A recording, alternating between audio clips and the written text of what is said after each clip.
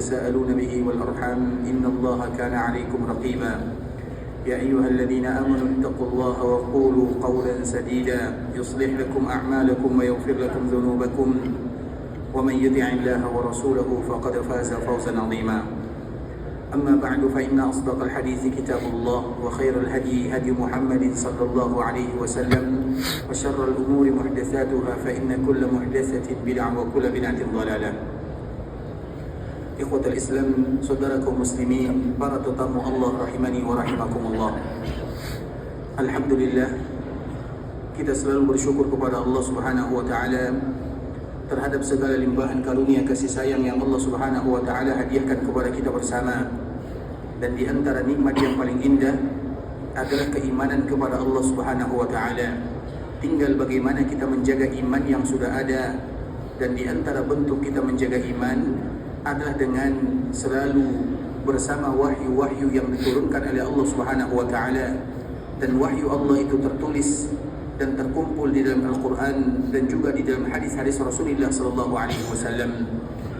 Makanya Allah Subhanahu wa taala menyebutkan di antara sifat seorang yang beriman, dan kita ingin menjadi orang yang beriman karena iman itu berada di atas kedudukan Islam, muslim dan mukmin. Setiap mukmin maka mereka adalah muslim, dan setiap muslim belum tentu mereka mukmin. Artinya ikhwatul Islam, kita ingin menjadi seorang hamba yang betul-betul mukmin, bukan hanya sekedar muslim sahaja. Dan orang mukmin disebutkan sifatnya oleh Allah Azza wa Jalla, innamal mu'minuna alladhina idza dzukirallahu wajilat qulubuhum wa idza tuliyat 'alaihim ayatuhu zadatuhum imana wa 'ala rabbihim yatawakkalun. Sesungguhnya di antara sifat seorang mukmin, apabila diperdengarkan kepada mereka kalimat Allah, maka akan bergetar hatinya. Kemudian apabila dibacakan kepada mereka ayat-ayat Allah, bertambah imannya. Dan mereka yang senantiasa menyerahkan diri serta bersandar kepada Rabbul Izzati wal Jalalah. Ini merupakan di antara sifat seorang mukmin. Artinya mereka senantiasa membaca ayat-ayat Allah Subhanahu wa taala yang dengannya bertambah keimanannya kepada Allah. Dan mereka yang senantiasa menyerahkan semua urusan kepada Allah Subhanahu wa taala. Menjadi seorang mukmin itu bukan perkara yang mudah, butuh usaha, butuh pengorbanan, butuh amal ibadah, butuh kegigihan yang sungguh luar biasa. Dan bahkan Allah Subhanahu wa taala setiap kali menyebutkan tentang mukmin, maka Allah Subhanahu wa taala menyebutkan wala ya'lamannallahu alladhina sadaqu. Allah ingin mengetahui siapa di antara mereka yang jujur dan siapa di antara mereka yang berdusta dalam keimanannya. Ada orang yang mengucapkan iman dengan mulut saja, tapi hatinya, ibadahnya tidak mau beriman kepada Allah Subhanahu wa taala. Dan kita ingin betul-betul menjadi iman dan beriman kepada Allah Subhanahu wa taala, dan salah satunya adalah bagaimana kita memperkuat keimanan yang ada. Dan tidak ada cara kita untuk memperkuat keimanan yang ada melainkan dengan membaca ayat-ayat Allah Subhanahu wa taala dan hadis-hadis Rasulullah sallallahu alaihi wasallam. Dan momennya dikala kita berada di kota Nabi, di tanah haram, itu adalah momen yang paling indah dikala kita menaikkan keimanan yang sudah ada. Maka perbanyaklah membaca ayat-ayat Allah Subhanahu wa taala dan hadis-hadis Rasulullah sallallahu alaihi wasallam. Bahkan seorang muslim yang datang ke kota Madinah dan datang ke tanah Makkah Al-Mukarramah, jadikan sebahagian wirid yang mereka rutinkan adalah membaca ayat-ayat Allah Subhanahu wa taala. Jangan kita datang melaksanakan ibadah umrah tapi tidak pernah kita membuka ayat-ayat Allah Subhanahu wa taala. Buka Al-Quran, berikan target satu hari walau satu juzuk misalnya, satu hari setengah juzuk misalnya, setiap kali salat misalnya 3 halaman dan yang semisalnya. Karena yang demikian adalah untuk melatih diri agar senantiasa menjadi hamba yang beriman kepada Allah Subhanahu wa taala. Kemudian salam dan salawat kita senantiasa tercurahkan buat junjungan alam Nabi kita yang mulia, uswah dan qudwah kita bersama, Muhammad bin Abdullah sallallahu alaihi wasallam. Rasulullah sallallahu alaihi wasallam adalah manusia yang paling mulia. Kita sebagai umat Nabi beriman kepada Nabi, mengagungkan Nabi, mencintai Nabi, menghormati Nabi sallallahu alaihi wasallam. Bahkan kita mencintai Nabi sallallahu alaihi wasallam melebihi dari segala-galanya. Bahkan wajib lebih daripada kita mencintai diri sendiri. Sebagaimana yang Allah Subhanahu wa taala sebutkan di dalam Al-Qur'an, An-Nabiyyu aula bil mu'minina min anfusihim wa azwajuhum ummahatuhum. Sesungguhnya Nabi, maknanya adalah Rasulullah sallallahu alaihi wasallam, aula bil mu'minin, lebih pantas bagi seorang mukmin ketimbang daripada dirinya sendiri. Artinya mencintai Nabi harus yang paling utama dan yang paling pertama. Bahkan kita wajib mencintai Nabi melebihi dari segala-galanya. Mengapa demikian ikhwatul Islam? Karena mencintai seseorang tentu ada beberapa alasannya. Alasan yang pertama, kita mencintai orang lain karena orang tersebut punya jasa kepada kita, maka kita akan mencintainya. Kemudian alasan yang kedua, mengapa kita mencintai orang lain? Karena orang tersebut memiliki akhlak yang mulia. Dan kedua-duanya ada pada diri Nabi sallallahu alaihi wasallam. Yang paling berjasa dalam kehidupan kita bukan orang tua. Orang tua ia berjasa dalam kehidupan kita, tapi baginda Muhammad sallallahu alaihi wasallam. Coba kalau bayangkan Nabi sallallahu alaihi wasallam tidak menyampaikan dakwah dan risalah, Nabi tidak berjuang, Nabi tidak pergi ke sana ke sini, Nabi tidak mengorbankan, dan risalah Islam tentunya tidak akan kita dapatkan. Kalau seandainya kita tidak mendapatkan risalah Islam, agama siapa yang akan kita anut? Siapa yang akan kita ibadati? Dan hidup di dunia tidak lebih daripada 70 tahun, 60 tahun sahaja. Kemudian karena perjuangan Nabi, betul-betul Nabi berjuang siang dan malam. Makanya ikhwatul Islam, di antara salah satu sifat Nabi sallallahu alaihi wasallam, Nabi kalau tidur, yang tidur itu hanya matanya, tapi hati Nabi tidak akan pernah tidur. Itu adalah di antara salah satu sifat Nabi. Mengapa demikian? Karena Nabi senantiasa memikirkan umatnya. Bagaimana umatnya beriman kepada Allah, bagaimana mereka mengikuti dakwah Nabi sallallahu alaihi wasallam. Nabi selalu berfikir ikhwatul Islam, memikirkan bagaimana keadaan umatnya. Bahkan Nabi sudah menceritakan kepada para sahabatnya apa yang akan terjadi di hari sampai terjadinya hari kiamat. Nabi selalu memikirkan umatnya. Bahkan di antara salah satu yang terindah ikhwatul Islam adalah hadis yang sangat mulia. Nabi menyebutkan likulli nabiyyin da'watun mustajabah. Setiap para nabi itu mereka punya bonus. Kalau seandainya mereka berdoa kepada Allah untuk dirinya, untuk keluarganya, untuk pribadinya, pasti Allah kabulkan Nabi. Dan semua para nabi telah menerima doanya. Artinya mereka telah dikabulkan doanya di dunia karena mereka sudah meminta di dunia. Satu-satunya yang belum meminta bonus tersebut adalah baginda Nabi Muhammad sallallahu alaihi wasallam. Apa kata Rasulullah sallallahu alaihi wasallam? Likulli nabiyyin da'watun mustajabah. Setiap para nabi mereka memiliki doa yang diijabah. Fata'ajjala kullu nabiyyin da'watah. Semua para nabi mereka sudah mengambil di dunia. Wa inni, sedangkan aku satu-satunya yang belum mengambil bonus dari Allah Subhanahu wa taala. Bukan berarti Nabi tidak mau mengambilnya, tapi pemikiran Nabi jauh ke depan sana. Apa yang dipikirkan oleh Nabi? Umatnya. Wa inni ikhtabatu da'wati, dan aku sengaja bonus itu aku undur. Tidak diambil sekarang, tapi nanti di akhirat. Kemudian bonus yang semestinya untuk Nabi, bukan untuk Nabi sallallahu alaihi wasallam. Apa kata Rasulullah? Syafa'atan li ummati. Aku ingin bonus ini berubah menjadi syafaat, dan itu untuk umatku, kata Nabi sallallahu alaihi wasallam. Fa hiya na'ilatun insyaallah liman mata wa lam yusyrik billahi syai'a. Bonus ini akan didapatkan oleh semua umat Nabi kecuali mereka yang wafat dan mereka mensyirikatkan Allah Subhanahu wa taala. Artinya siapapun umat Nabi yang mentauhidkan Allah Subhanahu wa taala dan mencintai Rasulullah sallallahu alaihi wasallam, sudah pasti mereka mendapatkan syafaat dari Rasulullah sallallahu alaihi wasallam. Dan semoga kita mendapatkan syafaat dari Nabi sallallahu alaihi wasallam. Dan kita harus tahu asal muasal syafaat itu dari mana? Dari Nabi, kekhususan untuk Nabi, tapi Nabi tidak menjadikan untuk dirinya. Nabi berfikir, kalau seandainya bonus ini dijadikan di akhirat, kemudian akan bisa memberikan manfaat untuk umat Nabi sallallahu alaihi wasallam, dan itulah yang telah diterima oleh Allah Subhanahu wa taala. Artinya ikhwatul Islam, orang yang paling berjasa dalam kehidupan kita adalah Rasulullah sallallahu alaihi wasallam. Maka pantas Nabi yang pertama kali kita cintai. Kemudian ikhwatul Islam, orang yang paling memiliki akhlak yang mulia, karena tadi kita menyebutkan mencintai orang lain karena dua alasan, karena jasanya atau karena akhlaknya, karena budi pekertinya. Dan kedua-duanya ada pada diri Nabi, karena memang yang paling mulia budi pekertinya adalah baginda Rasulullah sallallahu alaihi wasallam.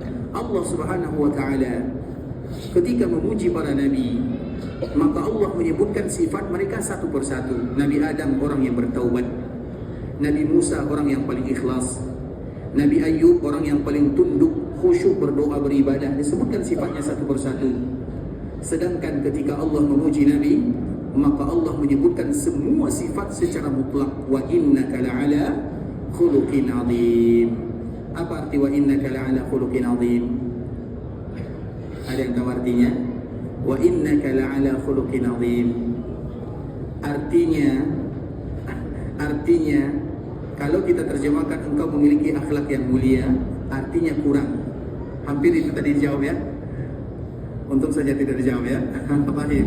Wa innaka la'ala khuluqin azim, artinya engkau memiliki akhlak di atas rata-rata akhlak yang mulia.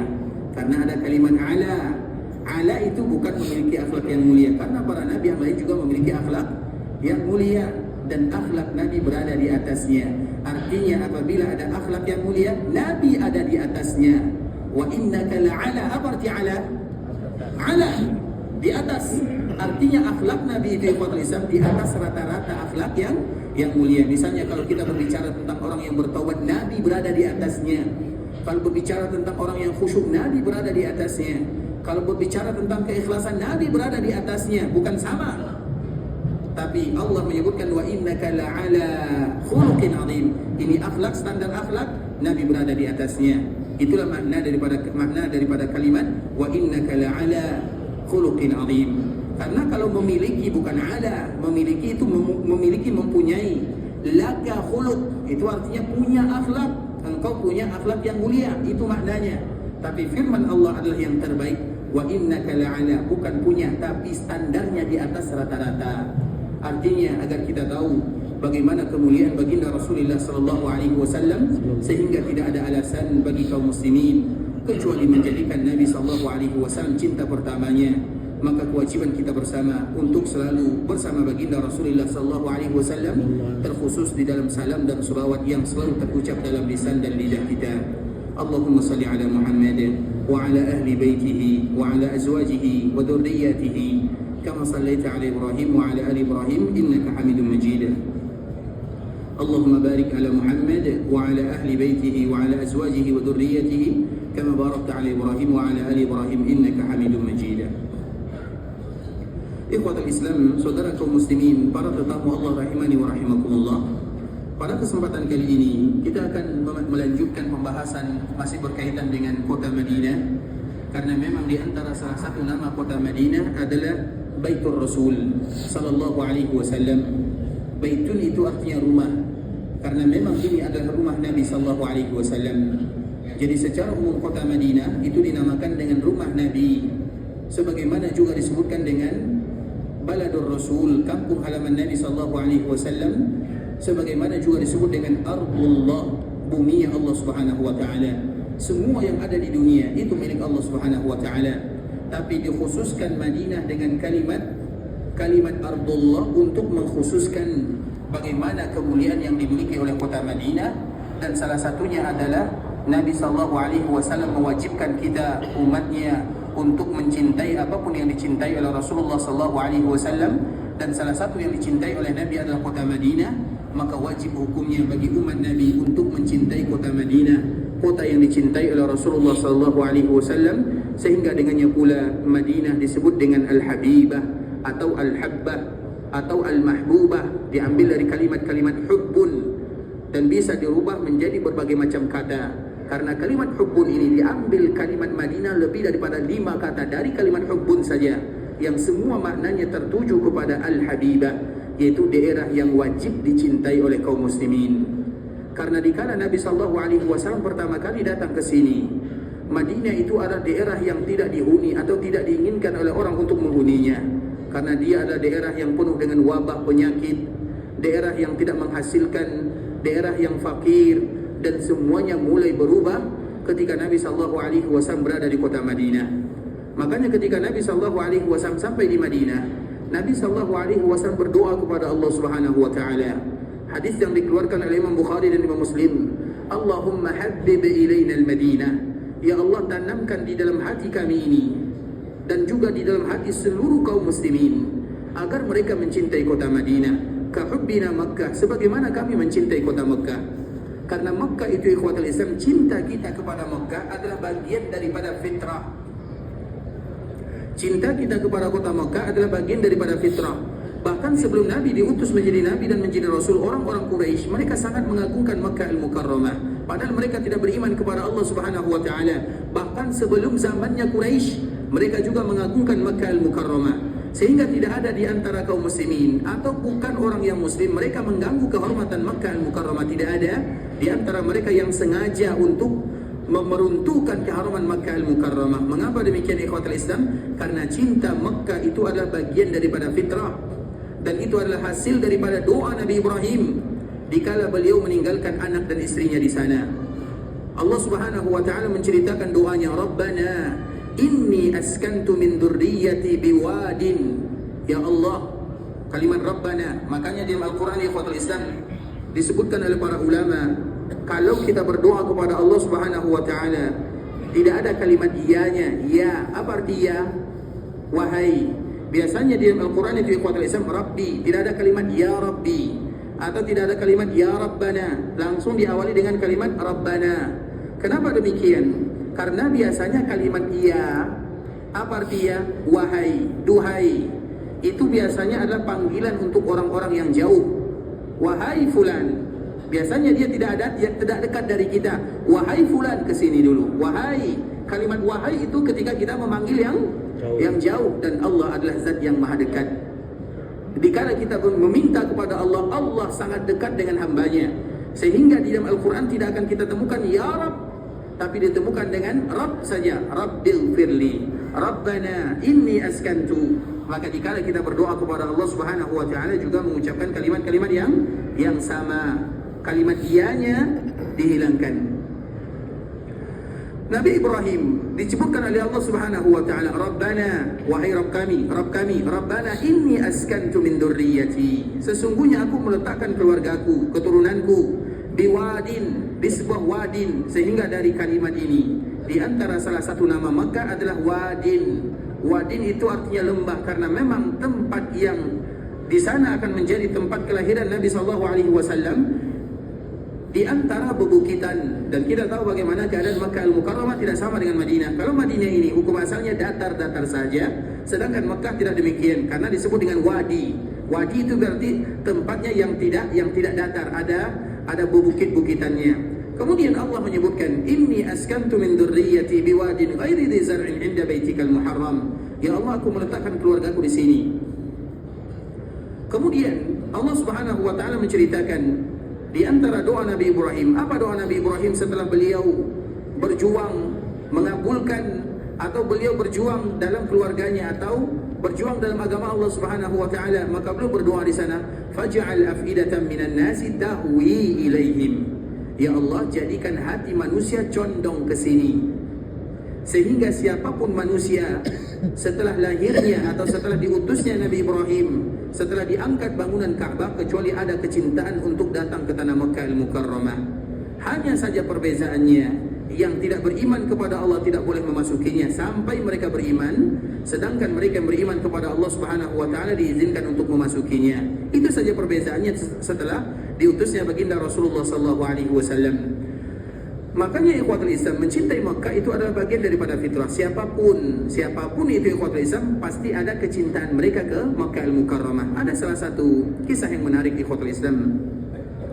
Kita tahu sebahagian saudara-saudara kita yang ada di bagian belahan Afrika sana, banyak di antara mereka yang dilanda oleh kemiskinan ataupun kefakiran. Maka tentunya banyak di antara orang yang datang untuk membantu. Ada yang membantu ikhlas karena Allah, ada yang membantu ada tujuan, ada yang membantu ikhlas karena agamanya. Makanya di antara salah satu yang dilakukan oleh orang-orang yang ada di sini ikhwatul Islam, kami melihat ada salah seorang yang berasal dari Kuwait, ya. Kuwait itu adalah bagian dari daerah Arab. Dia sudah berhasil membuat orang-orang yang ada di sana masuk Islam kurang lebih 11 juta orang. Masya Allah. Bahkan dia mengatakan, aku lebih mencintai daerah sini daripada daerahku. Bukan berarti dia tidak mencintai daerahnya, tapi karena panggilan dakwah di jalan Allah Subhanahu wa taala. Perjuangan yang sangat luar biasa. Karena kalau muslimin tidak datang ke sana, maka yang datang adalah orang-orang Nasara. Dan banyak yang demikian ikhwatul Islam. Dan itu adalah tanggung jawab kita kaum muslimin. Kemudian ikhwatul Islam, sebagian daerah ini didatangi oleh orang-orang Nasara. Tentunya dikala didatangi, mereka adalah kaum muslimin, tapi muslim yang mungkin tidak tahu tentang agamanya karena tidak ada yang mengajarkannya. Kemudian dikala mereka ditawari makanan, kemudian mereka masuk dalam agama Nasara, mereka hanya segera ikut-ikutan saja. Kemudian pada akhirnya, dikala mereka sudah masuk dalam agama Nasara, maka yang tadi membuat mereka menjadi Nasara ingin pulang ke kampung halamannya dan mengatakan, sebelum aku pulang, aku ingin mengabulkan permintaan kalian. Siapa di antara kalian yang ingin meminta? Padahal mereka sudah beragama Nasara. Maka di saat itulah ada salah satu yang mengangkat tangannya dan mengatakan, saya ingin meminta kepadamu sesuatu. Apa katanya? Tolong sampaikan atau tolong berikan kepadaku jalur dan akses agar aku sampai ke sebuah daerah yang namanya Makkah Al-Mukarramah. Naikkan aku haji dan umrah. Padahal dia sudah masuk ke dalam agama Nasara. Sehingga perjuangan orang ini seolah-olah sia-sia semuanya. Agar kita tahu ikhwatul Islam, cinta ke Mekah, datang ke Makkah Al-Mukarramah itu adalah bagian daripada fitrah yang tidak bisa dihilangkan. Baik kalau muslim sudah pasti, begitu juga dengan yang non-muslim. Hanya saja mereka terhalangi dengan agamanya. Hukum asalnya siapapun. Karena dikala Nabi Ibrahim mengangkat bangunan Ka'bah ikhwatul Islam, apa yang terjadi? Allah Subhanahu wa taala memerintahkan Nabi Ibrahim untuk memanggil semua manusia tanpa terkecuali, semuanya. Wahai Ibrahim, umumkan agar orang datang ke sini. Nabi Ibrahim seolah-olah bertanya kepada Allah Subhanahu wa taala, bagaimana aku akan mengumumkan? Bagaimana tata caranya? Tidak ada orang di sana. Tapi itu adalah di antara salah satu pertanyaan yang ingin diungkapkan oleh Nabi Ibrahim, namun belum dikeluarkan, artinya masih dalam hatinya. Namun karena ini adalah perintah Allah dan kita tahu perintah Allah adalah perintah Allah, tanpa banyak bertanya. Maka di saat itulah Nabi Ibrahim pun mengumumkan, dikala dia lelah membangun bangunan Ka'bah Al-Musyarrafah, di saat itulah dia mengumumkan, wahai manusia. Manusia tidak ada di sana, tapi ini karena perintah Allah Subhanahu wa taala. Wahai manusia, laksanakanlah ibadah haji karena Allah mewajibkan kepada kalian haji, fahujju, maka berhajilah kalian. Ketika Nabi Ibrahim mengucapkan kalimat ini, apa yang terjadi ikhwatul Islam? Semuanya menyampaikan suara Nabi Ibrahim alaihissalam ke seluruh pelosok dunia. Pohon-pohon mereka menyampaikan suaranya, gunung-gunung mereka menyampaikan suaranya. Sehingga tidaklah Nabi Ibrahim mengucapkan kalimat ini kecuali suara Nabi Ibrahim didengarkan oleh semua manusia yang hidup di dunia pada waktu itu, tanpa terkecuali. Bahkan yang lebih ajaib lagi ikhwatul Islam, jangankan manusia yang hidup, yang berjalan, mereka yang ada di dalam rahim ibunya pada waktu itu, mereka juga mendengarkan seruan daripada Nabi Ibrahim. Dan yang lebih ajaib lagi ikhwatul Islam, sebagaimana dinukilkan oleh Imam Ibnu Katsir, siapapun yang ditakdirkan oleh Allah Subhanahu wa taala untuk datang ke tanah haram Makkah dan Madinah, berarti mereka adalah orang-orang yang telah mendengarkan seruan daripada Nabi Ibrahim alaihissalam, dan kitalah salah satunya. Maka di antara kalimat yang paling mulia adalah labbaik Allahumma labbaik. Apa arti labbaik Allahumma labbaik? Labbaik itu arti ikhwatul Islam. Biasanya kalau kita dipanggil bahasa kitanya na'am, iya. Tapi kalau betul-betul panggilan labbaika, jawabannya adalah labbaika, itu adalah panggilan yang tidak ada jedanya, langsung dijawab. Itu maknanya. Makanya siapapun yang memiliki kelebihan harta kemudian mereka tidak melakukan ibadah haji atau umrah, berdosa mereka. Karena tidak ada kalimat labbaikanya. Karena kalimat labbaika itu langsung dijawab. Dan selalu kita menyebutkan ikhwatul Islam, kita memberikan contoh, melaksanakan ibadah haji dan melaksanakan ibadah umrah adalah kewajiban bagi kita yang mampu. Tapi bagaimanapun hukumnya adalah wajib, dan itu adalah bagian daripada rukun Islam. Sedangkan daerah yang lainnya, misalnya kita contohkan, apa hukumnya kita membeli mobil? Apa hukum beli mobil? Boleh. Boleh. Yang lain? Apa hukumnya?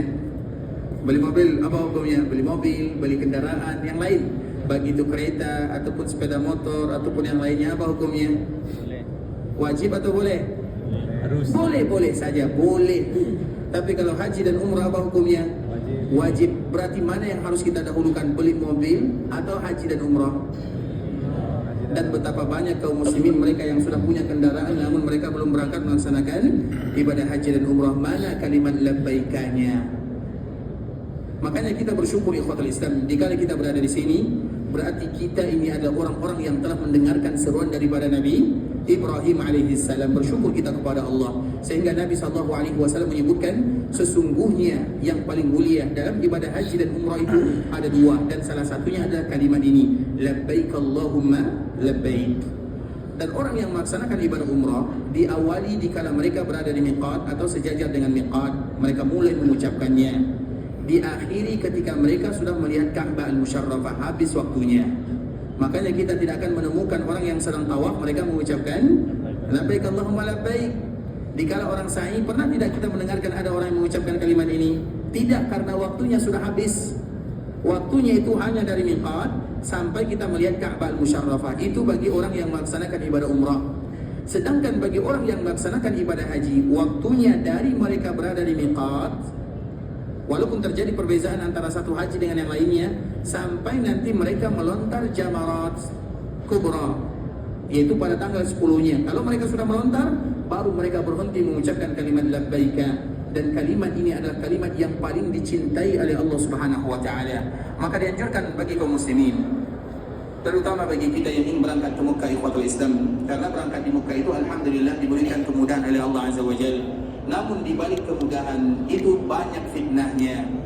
Karena nanti dikala kita masuk mobil, masuk bus misalnya, atau masuk bis misalnya, baru saja 10 menit bisnya berjalan, kita sudah berada di alam lain. Tidur ya. Makanya perjalanan normalnya biasanya 6 jam atau 7 jam. Biasanya dari 6 jam ini tidurnya berapa? 5 jam ya. Dan itu fitnah yang luar biasa, karena kita tidak tahu bagaimana kemuliaan kalimat ini. Para sahabat kalau kita perhatikan dulu, mereka datang dari Madinah atau dari Madinah ke Mekah Al-Mukarramah itu 6 hari 6 malam. Sampai di Mekah habis suaranya.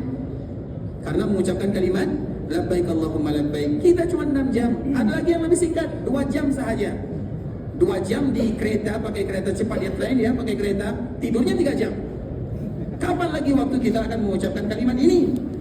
Iya, mungkin bunyinya main-main di ikhwatul Islam, tapi ini merupakan kewajiban bagi kita bersama. Karena Nabi yang menyebutkan afdalul haji al-hajj was-sajju. Sesungguhnya haji dan umrah yang terbaik, salah satunya adalah kalimat labbaik Allahumma labbaik. Maka usahakanlah jangan berhenti mengucapkan kalimat ini. Kalaupun harus istirahat di ikhwatul Islam, ya 1 jam atau 2 jam cukup istirahatnya. Tapi jangan 5 jam, terlalu namanya. Karena perjalanan kita 6 jam.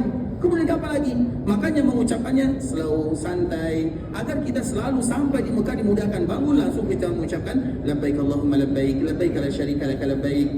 Karena biasanya kalau kita terlalu semangat di awal, semangatnya cuma 15 menit saja. Setelahnya suaranya semakin pelan. Kemudian yang terdengar adalah ngoroknya. Itu yang harus kita jaga, dan inilah fakta bagi kita bersama ikhwatul Islam. Fitnahnya terlalu banyak kelebihan dan kemudahan yang Allah berikan, tapi terlalu banyak pula kelalaian yang kita lakukan. Makanya tadi kita menyebutkan dulu para sahabat Nabi 6 hari 6 malam melakukan perjalanan sampai di Mekah habis suaranya. Coba bayangkan bagaimana kapan mereka istirahatnya habis suaranya, karena selalu mengucapkan kalimat ini. Mengapa demikian? Kalimat ini adalah kalimat yang paling dicintai oleh Allah Subhanahu wa taala. Bukti kita mencintai Makkah Al-Mukarramah, dan bukti kita menjawab seruan daripada Nabi Ibrahim alaihissalam. Oleh karenanya ikhwatul Islam, mencintai Makkah Al-Mukarramah adalah bagian daripada fitrah manusia, tidak akan bisa dihilangkan. Nah, dikala Makkah dicintai karena Allah atau bagian daripada fitrah, Nabi SAW juga menginginkan perkara yang sama, agar setiap kaum muslimin juga mencintai Madinah sebagaimana mereka mencintai Makkah Al-Mukarramah. Maka dari itulah Nabi SAW menyebutkan Allahumma habbib ilaina al-Madinah. Ya Allah, tanamkan kecintaan kepada kami terhadap kota Madinah kahubbina Makkah, sebagaimana kami mencintai Makkah. Karena mencintai Makkah sudah bagian daripada fitrah. Nah, Nabi juga menginginkan cinta kota Madinah sebagaimana kita mencintai Makkah Al-Mukarramah. Au asyadda. Ya Allah, jadikan kecintaan kami terhadap kota Madinah sebagaimana kecintaan kami terhadap kota Makkah, atau jadikan kecintaan ini melebihi kecintaan kami terhadap kota Makkah Al-Mukarramah. Lihat bahasa yang digunakan oleh Nabi, kalimat yang terucap dari lisan Nabi. Jadikan kami mencintai Madinah sebagaimana kami mencintai Mekah, atau berlebih. Ada kalimat atau berlebih. Artinya berarti kecintaan kita terhadap Madinah berlebih karena kecintaan Nabi sallallahu alaihi wasallam, karena keberadaan Nabi, karena kampung halaman Nabi. Maka dari itulah di antara salah satu nama Madinah adalah Al-Habibah, daerah yang wajib dicintai oleh kaum muslimin, karena ini adalah Baitur Rasul sallallahu alaihi wasallam. Ini adalah rumahnya Rasulullah sallallahu alaihi wasallam, kampung halaman Rasulullah sallallahu alaihi wasallam, dan siapapun yang diberikan kemudahan oleh Allah datang ke kota Madinah, setiap kali mereka datang mereka harus ingat bahawa mereka sedang berada di kampung halaman Rasulullah sallallahu alaihi wasallam, dan Allah muliakan mereka untuk menjadi tetangganya Rasulullah di dunia, dengan harapan semoga pun Allah muliakan kita untuk menjadi tetangga Nabi di surganya. Amin amin ya rabbal alamin. Kemudian ikhwatul Islam, ketika Nabi sallallahu alaihi wasallam datang ke kota Madinah, maka kemarin kita telah menceritakan yang pertama kali dilakukan oleh Nabi sallallahu alaihi wasallam adalah pembangunan masjidnya. Dan kita kembali akan mengulang sedikit ikhwatul Islam hadis yang dibawakan oleh sahabat Anas bin Malik radhiyallahu taala anhu, orang yang senantiasa tidak mau berpisah dari Nabi sallallahu alaihi wasallam, dan dia mendapatkan kemuliaan menjadi pembantunya Rasulullah sallallahu alaihi wasallam, dan pembantu Nabi adalah orang-orang yang mulia semuanya. Salah satunya adalah sahabat Anas bin Malik yang 10 tahun lamanya dia membantu Nabi. Artinya selama Nabi berada di kota Madinah, maka Anaslah yang selalu mendampingi baginda Rasulullah sallallahu alaihi wasallam. Anas bin Malik menyebutkan, menceritakan bagaimana keadaan pembangunan Masjid Nabawi. Summa innahu amara bi bina'il masjid. Kemudian Nabi sallallahu alaihi wasallam memerintahkan untuk membangun masjid, dan Nabi mengutus kepada Bani Najjar dan mengatakan, wahai Bani Najjar, berapa harga tanah kalian? Kemudian Bani Najjar menjawab ikhwatul Islam, la wallahi la naqlubu thamanahu illa ilallah. Demi Allah, kami tidak akan pernah meminta harga kepadamu wahai Rasulullah sallallahu alaihi wasallam. Artinya mereka tidak mau menjual tanahnya. Di dalam riwayat yang lain ikhwatul Islam, bahwa tanah ini adalah milik dua orang yang bernama Sahal dan Suhail, anak yatim. Kemudian dikala ditanyakan kepada dua orang anak yatim ini, jawabannya sama. Maka kedua anak yatim ini mengatakan pada anak yatim, dan kita tahu anak yatim adalah anak yang butuh perhatian. Makanya kalau ada di antara kita yang ingin bersama Nabi di dalam surga, maka letakkanlah anak yatim di rumahnya, atau jadilah dia kafil salah satu anak yatim, agar kita nanti dijadikan kafil oleh Nabi sallallahu alaihi wasallam. Kafil itu artinya yang ditanggung. Oleh karena itu ikhwatul Islam, bagi kita yang ingin bersama Nabi sallallahu alaihi wasallam di dalam surga, karena Nabi menyebutkan ana wa kafil yatim kahatain, aku dan orang yang menjaga menjadi kafil itu seperti misalnya menyekolahkan dia, kemudian misalnya membantu urusannya sampai dia dewasa. Tidak lama ikhwatul Islam, sampai dia balik sahaja. Makanya anak yatim disebut dengan yatim, yaitu mereka yang belum balik, maksimal umurnya 15 tahun. Kalau sudah balik, mereka tidak lagi disebut dengan anak yatim, walaupun sudah meninggal orang tuanya, karena mereka sudah balik. Karena kalau sudah balik ikhwatul Islam disebut dengan anak yatim, maka semua kita tentu anak yatim. Jadi anak yatim itu ada standarnya sebelum mereka balik. Karena di antara salah satu adat yang bagus di daerah kita, ada santunan anak yatim, tapi lihat mana anak yatimnya, ukurannya sebelum mereka balik. Dan balik itu bisa jadi umur 12 tahun sudah balik. Berarti dikala mereka sudah berumur 12 tahun tidak lagi yatim namanya, tapi sedekah namanya, bukan lagi kafil namanya. Bisa dipahami ya? Nah artinya ikhwatul Islam, dua orang anak yatim ini Nabi menyebutkan orang yang menjaga dua anak yatim atau menjaga anak yatim kahatain, dia akan bersamaku seperti ini di dalam surga. Para ulama memaknai ikhwatul Islam seperti ini bagaimana maknanya? Bisa jadi dekatnya dengan Nabi sallallahu alaihi wasallam tanpa ada jarak, atau begitu juga antara bawah dengan atas, karena jari tengah ini lebih tinggi daripada jari apa namanya, telunjuk. Artinya dia dekat dengan Nabi sallallahu alaihi wasallam, atau derajat dia dengan Nabi tidak terlalu berbeda jauh. Maka disebut dengan kahatain. Nabi memberikan isyarat dengan yang demikian. Dan itu adalah perkara yang mungkin mudah bagi kita ikhwatul Islam. Menyekolahkan anak yatim tidak sulit. Sampai mereka balik, kalau bisa sampai mereka jadi hafiz Quran, sampai mereka misalnya kita kadar mereka belajar agama, setiap amal ibadah yang mereka lakukan untuk kita pahalanya. Dan itu merupakan di antara perdagangan yang sangat mulia. Nah, anak yatim ini, kenapa kita menceritakan anak yatim? Karena artinya mereka belum balik. Tapi lihat bagaimana himmah mereka dikala disebutkan oleh Nabi, wahai kalian Sahal dan Suhail, berapa harga tanah kalian? Karena mereka anak yatim. Bisa jadi itu adalah peninggalan orang tuanya. Tapi apa jawaban mereka berdua? La bal nahabahu laka ya Rasulullah. Tidak, kami tidak mau menjualnya. Padahal mereka masih kecil. Maka disebut dengan Sahal dan Suhail masih yatim, artinya mereka belum balik. Bisa jadi umurnya masih 8 tahun, masih 9 tahun. Dikala Nabi ingin membeli tanahnya, maka mereka tidak mau menjualnya karena mereka ingin menghibahkan untuk Allah dan untuk Rasulnya. Padahal mereka masih kecil. Anak kecil saja berani melakukan yang demikian. Tentunya kita sebagai orang yang lebih dewasa, maka harus melakukan yang demikian, artinya berdagang dengan Allah Subhanahu wa Ta'ala. Kemudian ikhwat Islam, dalam riwayat yang lain, Nabi SAW tidak mau mengambil begitu saja, walaupun mereka tidak mau menerima imbalannya. Tapi Nabi melihat keadaannya, tidak mungkin Nabi mengambil begitu saja. Maka Nabi memerintahkan sahabat Abu Bakar As-Siddiq untuk membelinya dan membayarnya, dan memberikan bayaran tersebut kepada 2 orang anak yatim ini.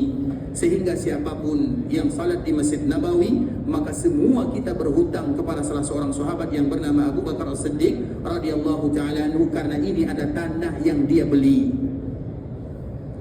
Kemudian ikhwatul Islam, Anas bin Malik menyebutkan setelah terjadinya atau setelah dicari ditentukan pilihannya tanahnya, apalagi yang terjadi, Anas bin Malik menyebutkan fakana fihi ma aqulu lakum, kemudian sebagaimana yang aku sebutkan kepada kalian, kanat fihi quburul musyrikin, di tempat tanah ini adalah tempat perkuburan kaum musyrikin. Kemudian wa kanat fihi khirab, dan di sana tempatnya sudah lagi tidak aktif, artinya ikhwatul Islam sudah dijadikan tempat artinya sebagai perkuburan, sudah terasing lah kalau bahasa kitanya. Wa kana fihi nakhl, sebagaimana di dalamnya juga ada pohon kurma yang tidak lagi berbuah, yang sudah tua, semak-semak belukar. Fa amara Rasulullah sallallahu alaihi wasallam bi quburil musyrikin fa nubishat, kemudian Nabi sallallahu alaihi wasallam memerintahkan agar perkuburan-perkuburan yang ada digali semuanya. Wa bil ghiradi fasuwiyat, kemudian semak belukar tersebut didatarkan semuanya. Wa bin nakhli faquti', dan pohon korma yang tadi tidak lagi berbuah, tidak lagi aktif, kemudian ditebang semuanya. Fasaffau nakhla qiblatal masjid, kemudian dikala para sahabat melakukan yang demikian, maka mereka meletakkan pohon korma yang tadi sudah dipotong atau ditumbangkan, begitu juga yang lainnya di bagian kiblat masjid. Nah, kita akan kembali menyebutkan masalah ini ikhwatul Islam. Dikala Nabi sallallahu alaihi wasallam ingin membangun Masjid Nabawi, ternyata tanah itu adalah tempat perkuburan. Dan kemarin kita telah menyebutkan perkuburan dengan masjid, 2 hal yang tidak dibolehkan bagi kita menyatukannya. Tidak boleh bersatu antara kubur dengan masjid. Siapa yang memisahkannya? Nabi sallallahu alaihi wasallam. Sehingga Nabi sallallahu alaihi wasallam pernah menyebutkan dalam sebuah riwayat ikhwatul Islam, al-ardu kulluha masajid, bumi Allah ini semuanya adalah masjid. Bumi Allah semuanya adalah masjid. Artinya masjid itu memiliki 2 makna. Masjid itu artinya ikhwatul Islam boleh kita sujud di dalamnya. Masjid itu artinya boleh kita sujud, artinya dimanapun kita berada di bumi Allah, kemudian datang waktu sholat maka sholatlah dimanapun kita berada, baik di bagian bumi bawah ataupun di bagian bumi atas. Makanya dikala kita terbang, naik kapal terbang, kita sholat di dalamnya kalau seandainya waktu sholat sudah masuk. Dan itu semuanya bumi Allah Azza wa Jalla, dan boleh bagi kita sujud, dan semuanya adalah masjid. Itulah makna daripada kalimat masjid yang pertama. Kalimat masjid yang kedua adalah sesuatu yang ada tandanya, diangkat bangunannya, itu juga disebut dengan masjid. Seperti masjid ini.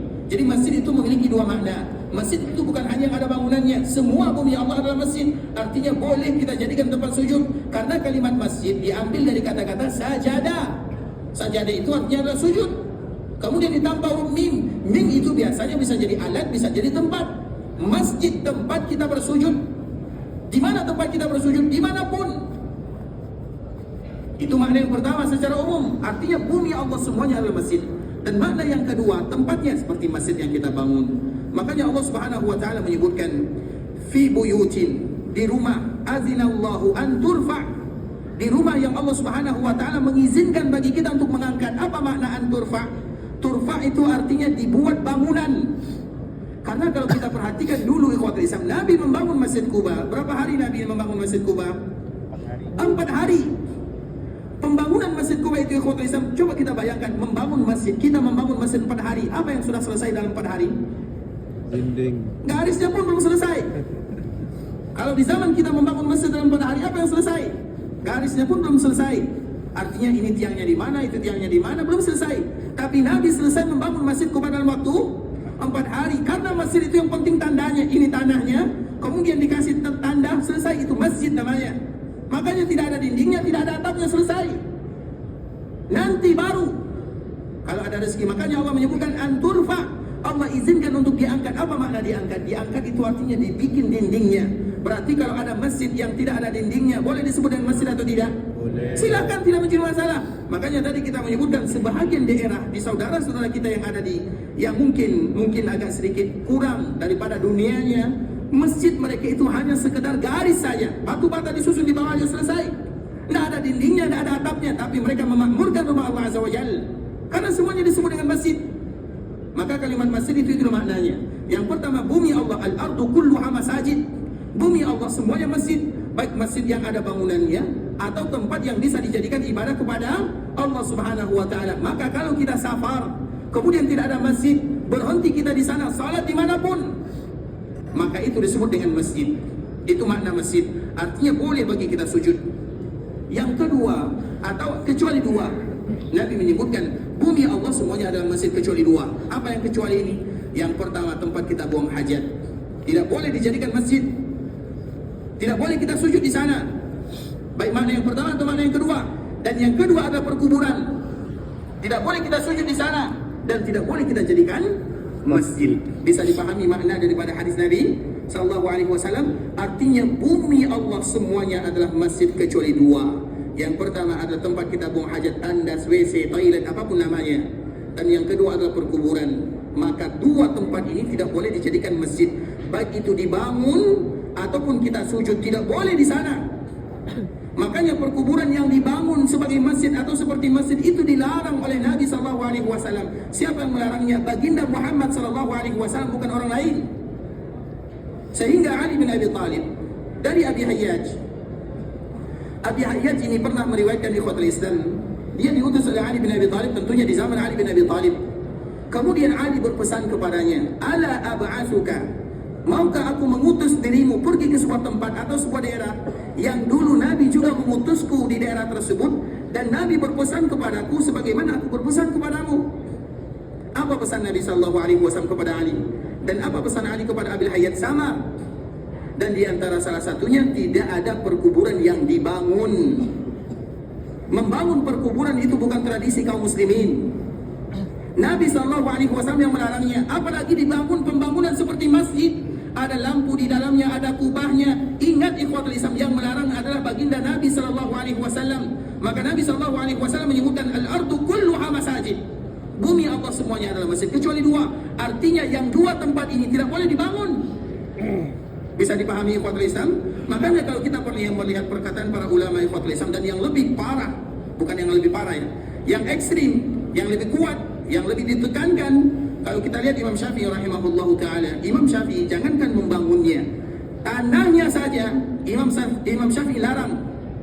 Misalnya kita menggali perkuburan, kemudian nanti tentu ada tanahnya, kita bawa keluar, kemudian dimasukkan jenazah, kemudian nanti ditimbun. Biasanya tanahnya ada berlebih atau tidak? Berlebih. Nah, apa kata Imam Syafi'i? Tanah yang berlebih ini kita jadikan di atas sehingga nanti meninggi perkuburannya. Dan kaum muslimin tidak boleh mengambil tanah dari luar kecuali tanah di sini sahaja. Itu saking kuatnya pendapat Imam Syafi'i rahimahullahu ta'ala. Masalah tanah saja tidak boleh diambil dari yang luar, apalagi kalau dibangun, apalagi pembangunannya sama dengan masjid.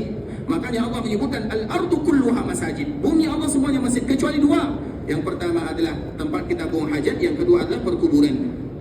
Mohon maaf ya, terpaksa disampaikan hadis-hadis Rasulullah sallallahu alaihi wasallam. Karena dulu Masjid Nabawi seperti itu. Dan jangan pernah kita beralasan ikhwatul Islam, bagaimana dengan Nabi sallallahu alaihi wasallam, bagaimana dengan Abu Bakar, bagaimana dengan Umar. Ketahuilah, Nabi adalah manusia biasa dalam satu sisi, tapi dalam sisi lain Nabi adalah manusia yang diberikan wahyu oleh Allah Subhanahu wa taala. Antara Nabi dengan kita sama, iya, tapi antara Nabi dengan kita tidak sama, iya juga. Bisa dipahami? Nabi manusia biasa, iya, tapi Nabi manusia luar biasa, iya juga. Karena Nabi adalah utusan Allah Subhanahu wa ta'ala. Dalam satu sisi, Nabi adalah manusia biasa, diciptakan sebagaimana kita diciptakan. Nabi berkeluarga, Nabi lahir dari rahim ibunya, Nabi punya seorang ayah, tidak ada perbezaannya. Bahkan disebutkan dalam Al-Quran, وَيَمْشِي فِي الْأَسْوَاقِ, Nabi juga berjalan berkeliling di pasar. Kenapa Allah menyebutkan bahwa Nabi berkeliling di pasar? Bahwa kita butuh hajat, kita butuh makan, kita butuh bekerja. Dan begitu juga dengan Nabi SAW. Tapi dalam sisi lain, Nabi adalah manusia yang diberikan wahyu oleh Allah Subhanahu wa taala.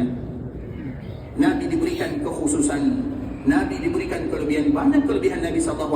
Contoh misalnya, tadi kita telah menyinggung sedikit, dan kelebihan Nabi itu ada para ulama sepakat, ada yang para ulama tidak sepakat, ada yang para ulama mengatakan ini hadis-hadis yang dhaif. Dan kita menyebutkan ikhwatul Islam seperti misalnya kekhususan Nabi yang para ulama sepakat, Nabi tidur matanya tidak tidur hatinya.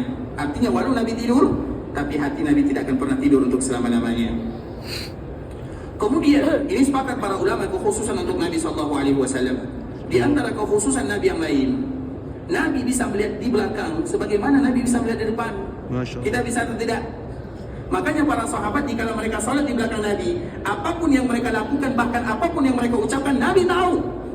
Karena itu merupakan di antara kekhususan Nabi SAW. Aku melihat kalian di belakang sebagaimana aku melihat kalian di depan.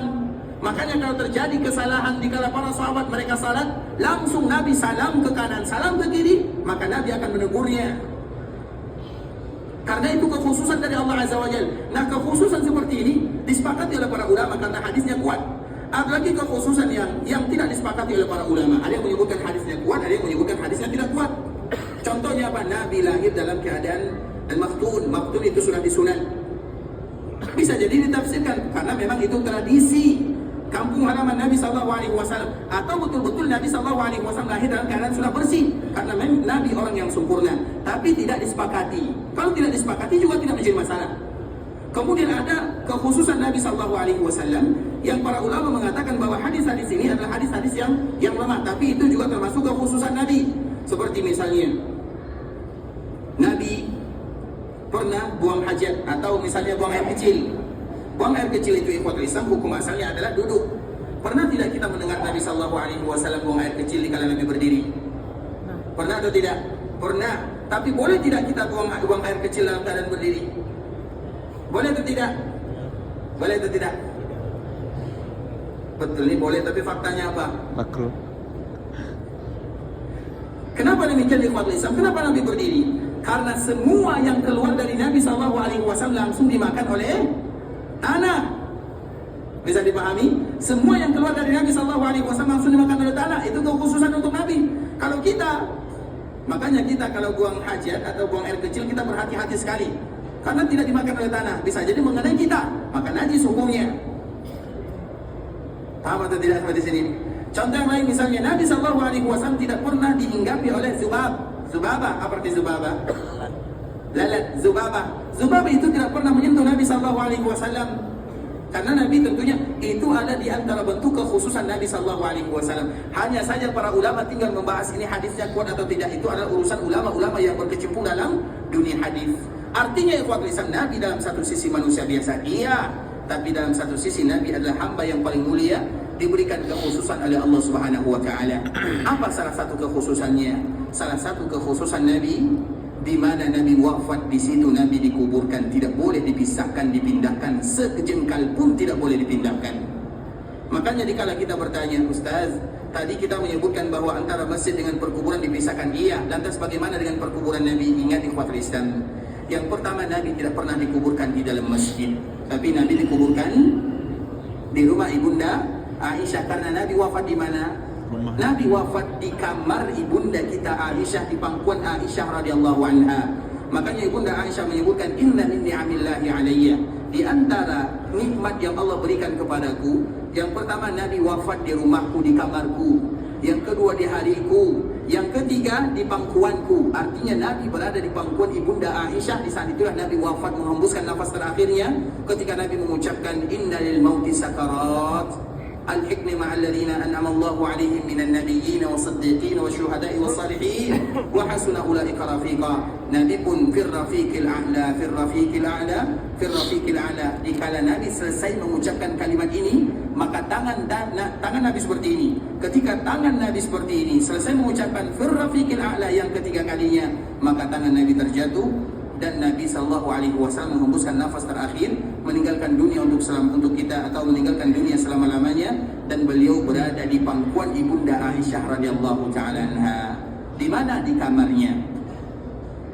Dan kita tahu ikhwatul Islam, Nabi dikhususkan, artinya Nabi tidak boleh dipindahkan perkuburannya sejengkal pun tidak boleh. Sedangkan kita ada di antara kita misalnya yang wafat di daerah kita, kemudian dia menginginkan wafat, kuburkan aku di perkuburan Baqi misalnya, boleh atau tidak? Boleh atau tidak? Boleh, silahkan kalau seandainya kita bisa. Misalnya kita wafat di mana misalnya, kemudian kita ingin dikuburkan di sana, boleh dipindahkan, tidak menjadi masalah. Kalau manusia biasa, silahkan dipindahkan kemanapun, bebas. Tapi untuk Nabi jangan sejengkal pun tidak boleh. Karena itu hadis Nabi SAW. Lantas bagaimana pula dengan Abu Bakar As-Siddiq dan Umar bin Khattab? Ingat ikhwatul Islam, Allah tidak mau memisahkan mereka untuk selama-lamanya. Abu Bakar ada mertua Nabi, Umar mertua Nabi, mereka selalu bersama Nabi. Setiap hadis kalau kita baca, ada Nabi, ada Abu Bakar dan Umar di dalamnya. Sehingga Allah tidak mau memisahkan mereka di dunia. Allah pun menggabungkan mereka di alam barzakh, dan Allah pun nanti akan mengumpulkan mereka di dalam surga untuk selama-lamanya. Maka selalu kita menyebutkan, dikala Nabi berada di dalam Masjid Nabawi, Nabi mengatakan, mana Abu Bakar As-Siddiq? Maka Abu Bakar mengatakan labbaika. Kalimat labbaika itu langsung, Abu Bakar langsung datang. Kemudian Nabi mengatakan ke sini, Nabi memegang tangannya, tangan kanan Nabi memegang tangan kiri Abu Bakar As-Siddiq. Kemudian mana Umar? Maka Umar mengatakan labbaika ya Rasulullah, langsung datang. Kemudian Nabi memegang tangan kiri Nabi memegang tangan kanan Umar, dipegangnya erat-erat seperti ini. Kemudian diangkat oleh Rasulullah SAW dan Nabi mengatakan, seperti inilah kami nanti akan dikumpulkan di dalam surga. Artinya Allah tidak ingin memisahkan mereka berdua, sehingga tidak boleh bagi kita menjadikan alasan Nabi, Abu Bakar dan Umar. Kalau seandainya Nabi tidak dikuburkan di dalam rumah Ibunda Aisyah, apakah Abu Bakar akan dikuburkan di dalamnya? Apakah Umar akan dikuburkan di dalamnya? Tidak. Maka ada sebuah kaidah ikhwatul Islam, yajuzu taba'an ma la yajuzu istiqlalan. Contoh misalnya, kita sedang memakai pakaian ihram. Di antara salah satu larangan ihram Islam adalah tidak boleh kita memakai wewangian. Nah nanti misalnya contoh bagi kita yang esok pergi ke Makkah Al-Mukarramah, kemudian setelah dia mandi, dianjurkan mandi, tentunya sunnah hukumnya. Kemudian nanti dia pakai deodoran misalnya, atau wewangian di tubuhnya, boleh atau tidak? Boleh atau tidak? Boleh memakai wewangian di tubuh, tidak di pakaian ihram. Karena di tubuh 1 menit setelahnya langsung hilang baunya. Kalau di pakaian tentunya menempel baunya, itu perbezaannya. Makanya nanti kalau kita mandi, ingin melaksanakan ihram, memakai pakaian ihram, kita membuat deodoran, bikin apapun, wewangian di badan, silahkan. Sedangkan di pakaian tidak boleh. Kemudian ikhwatul Islam, kenapa demikian? Karena nanti sampai di miqat, dan sampai di miqat, kemudian jika kita melewati miqat, wewangian di badan itu masih ada. Boleh atau tidak? Boleh atau tidak? Boleh atau tidak? Padahal kita sedang ihram dan wewangian masih ada di badan kita. Boleh atau tidak? Dan wewangian itu pun akan menempel di pakaian, akan menempel di pakaian ihram. Boleh atau tidak? Boleh atau tidak? Itulah kaedahnya. Yajuzu taba'an ma la yajuzu istiqlalan. Boleh mengikuti, tidak boleh tersendiri. Kalau seandainya dikala kita sudah melewati miqat, kemudian kita buat deodoran atau minyak wangi di badan, boleh atau tidak? Denda. Tapi kalau sebelumnya boleh atau tidak? Padahal wanginya sama, dan dia pun akan masih ada wangiannya. Artinya itulah, secara mengikuti boleh, tidak menjadi masalah. Tapi kalau sudah tersendiri tidak boleh. Kita contohkan yang lain. Misalnya nanti kita sholat jenazah. Sholat jenazah itu kadang-kadang kan yang disolatkan ada 2 laki-laki, ada 1 perempuan, ada 3 laki-laki. Kita anggaplah contoh misalnya 2 laki-laki dan 1 perempuan. Anggaplah kita paham maknanya. Nah ketika kita ingin mensolatkan, apa doanya? Allahumma ghfir. Misalnya 3 laki-laki atau 3 perempuan lah, 3 laki-laki 3 perempuan. Allahumma ghfir. Perempuannya mana? Kalau Allahumma ghfir, mana perempuannya? Berarti kita salah untuk laki-laki saja. Yang perempuannya mana doanya? Zalim kita kalau tidak mendoakan mereka. Bagaimana? Taba'an. Mereka ikut kepada yang laki-laki. Makanya disebut dengan lahum saja. Bisa dipahami ikhwatul Islam. Begitu juga dengan Abu Bakar dan Umar. Mereka ikut kepada Nabi SAW. Karena Nabi dikuburkan di sana, maka mereka ikut siapa yang meridhoinya, Allah Subhanahu wa ta'ala. Makanya kalau Nabi tidak berada di sana, Abu Bakar dan Umar juga tidak dikuburkan di sana. Oleh karenanya ikhwatul Islam, karena perkuburan dengan masjid, kita kembalikan lagi sebagaimana hadis Nabi sallallahu alaihi wasallam, al-ardu kulluha masajid. Semua bumi Allah itu masjid kecuali dua. Yang pertama perkuburan, yang kedua adalah tempat kita buang hajat. Tidak boleh dijadikan masjid, baik itu sujudnya atau pembangunannya. Jelas sampai di sini ikhwatul Islam? Jelas. Kemudian Masjid Rasulullah SAW, sebagaimana tadi yang kita jelaskan, dikala dibangun, digali perkuburannya, kemudian dibangun ikhwatul Islam, maka sisa-sisa daripada korma ataupun sembah belukar yang ada di sana diletakkan di bagian kiblatnya. Dan kita tahu, dikala Nabi membangun Masjid Nabawi, kiblatnya menuju ke Baitul Maqdis. Jadi Masjid Nabawi itu pertama kali dibangun ikhwatul Islam, kiblatnya ke sana, bukan ke sana. Berapa lamanya? Disebutkan oleh Imam Ibnu Hajar, kurang lebih 16 sampai 17 bulan.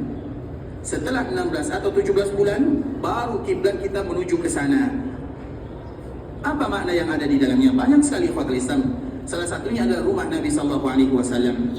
Karena kalau ini misalnya Masjid Nabawi 35, ini lebarnya 30. Kemudian Nabi sallallahu alaihi wasallam membangun rumah, Nabi membangun di bagian belakang masjid. Karena kiblatnya ke sana. Kemudian setelah terjadi pergantian kiblat ke sana, rumah yang tadi berada di bagian belakang menjadi bagian depan. Bisa dipahami? Jadi Nabi SAW melakukan yang demikian. Kenapa rumah Nabi harus bagian depan Masjid Nabawi? Yang pertama tentu hikmah dari Allah Azza wa Jalla. Yang kedua, pertama kali Nabi ke sini, kiblat rumah Nabi itu di bagian belakangnya. Tapi setelah terjadi perputaran kiblat di ikhwatul Islam, yang tentunya bagian belakang menjadi bagian depan, maka menjadilah rumah Nabi itu bagian depan Masjid Nabawi. Dan hikmahnya ikhwatul Islam, karena Nabi langsung bisa memasuki masjid tersebut dari pintunya. Maka pintu tersebut disebut dengan pintu yang ada di dekat rumah Nabi, disebut dengan pintu Jibril. Kenapa disebut dengan pintu Jibril? Esok kita sambung. Ikhwatul Islam, saudara kaum muslimin, para tamu Allah rahimani wa rahimakumullah. Sampai di sini pembahasan yang bisa kami jelaskan, yang benar dari Allah Subhanahu wa taala, yang salah dari diri kami pribadi karena kurangnya ilmu kami, karena kebodohan, karena kejahilan, karena ketidaktahuan, karena kealfaan, karena kesilafan. Kami mohon dimaafkan kalau ada kata-kata yang salah, kalimat-kalimat yang kurang tepat, bahasa-bahasa yang kurang bagus, penyampaian yang kurang berkenan, atau yang kurang berkesan. Kami mohon dimaafkan. Dan kita senantiasa berharap kepada Allah Subhanahu wa taala agar Allah menjadikan perkumpulan kita ini adalah perkumpulan yang diridai oleh Allah Subhanahu wa taala. Kalaupun seandainya kita terpisah setelahnya, semoga nanti Allah pun kumpulkan kita kembali di dunia. Kalau seandainya tidak berkesempatan kita berkumpul di dunia, semoga Allah kumpulkan kita di dalam surganya. Amin amin ya rabbal alamin. Kita bermohon kepada Allah agar Allah ampunkan dosa kita bersama. Amin. Dosa orang tua kita, dosa saudara-saudari kita, dosa keluarga kita, masyarakat kita, orang-orang yang pernah berbuat baik kepada kita. Dan kita bermohon kepada Allah agar Allah mengampunkan dosa seluruh kaum muslimin. Kalau ada di antara kita yang ingin pergi ke Mekah meninggalkan Madinah, ingin beribadah kepada Allah, semoga Allah menerima semua amal ibadahnya. Allah mengabulkan setiap doa dan permintaannya. Allah jadikan umrah yang mereka lakukan adalah umratan mabrurah, wa sa'yan mashkurah, wa dhanban maghfurah.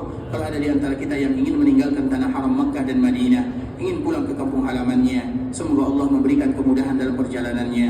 Allah memberikan kelancaran dalam setiap urusannya. Allah kembalikan mereka bersama keluarga yang mereka tinggalkan dalam keadaan sehat walafiat. Dan semoga perjalanan kita ini bukan perjalanan terakhir kita datang ke tanah haram Makkah Madinah. Semoga Allah selalu memberikan kepada kita rezeki untuk datang beribadah ke tanah suci, kita dan keluarga kita dan orang-orang yang kita cintai. Semoga Allah memberikan keberkahan dalam kehidupan kita, keberkahan dalam usaha kita, keberkahan dalam anak cucu kita. Allah mudahkan urusan kita di dunia, dan Allah lancarkan dan mudahkan urusan kita di akhirat sana. Semoga Allah memberikan keikhlasan kepada kita dalam setiap amal ibadah.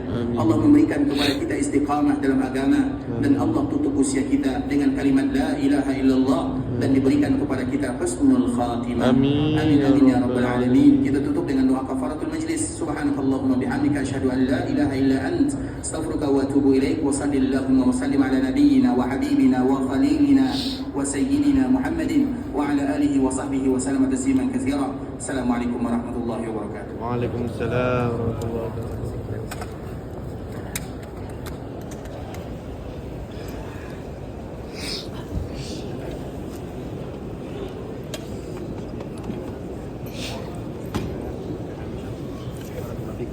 Jazakallah. buat sekejap ke belakang. Ya, tunggu saya di belakang ya. Insyaallah. Jazakallah Ustaz. Wa iyyakum syakar. Pak, saya selalu Pak ya, Pak.